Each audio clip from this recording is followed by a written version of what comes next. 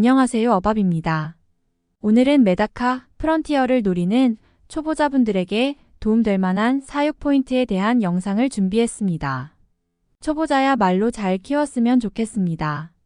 메다카는 누구나 아는 물고기이며 이제 관상어 중에 관상어라고 부를 수 있는 존재입니다.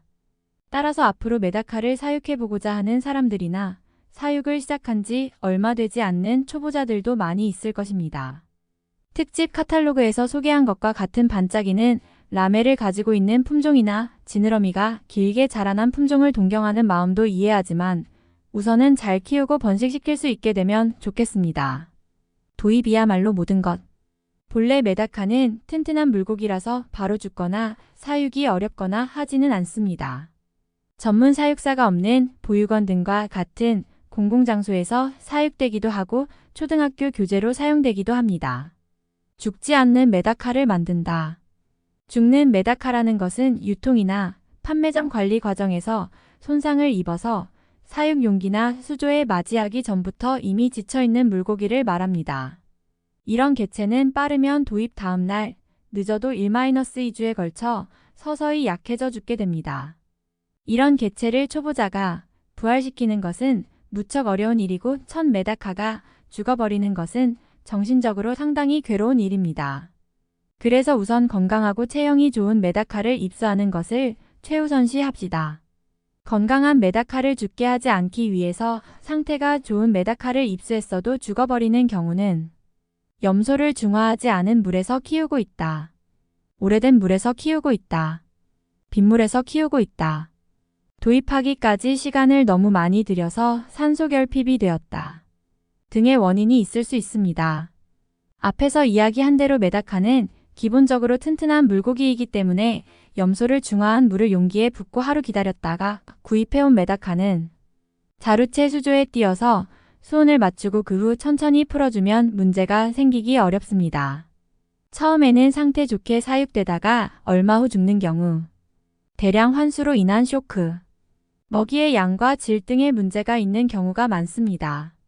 튼튼하다고 해도 더러운 것은 싫어하기 때문에 정기적인 환수를 부지런히 하도록 합니다.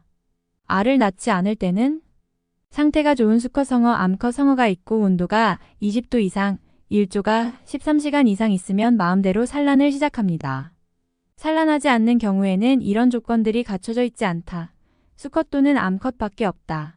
암컷의 수에 비해 수컷이 너무 많다 등의 원인이 반드시 있습니다.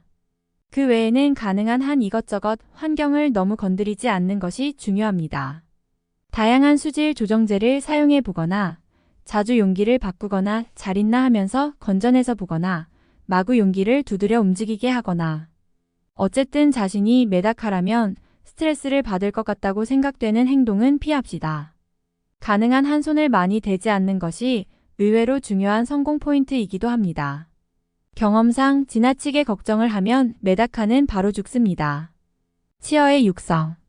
산란된 알은 수초가 많은 정글 환경이라면 생존율이 높지만 기본적으로 친어는 알을 먹고 부화한 자우도 먹어버립니다. 그래서 산란을 확인했으면 산란상 자체를 친어와는 다른 용기에 격리하는 것이 원칙입니다. 알의 부화일은 대체로 250 나누기 수온으로 나누면 알 수 있습니다. 예를 들어 수온이 25도라면 약 10일 후에 부화한다는 것입니다. 유어의 육성. 1가 넘으면 비교적 자주 환수를 해도 죽지 않고 먹이도 그렇게 미움을 담아 으깨지 않아도 잘 먹을 수 있게 됩니다. 이렇게 되면 신이 나서 반대로 수질 악화로 전멸시키는 패턴이 많기 때문에 환수를 자주 하고 새로운 물로 자극을 줌으로써 대사도 활발해지게 해서 성장을 촉진합니다.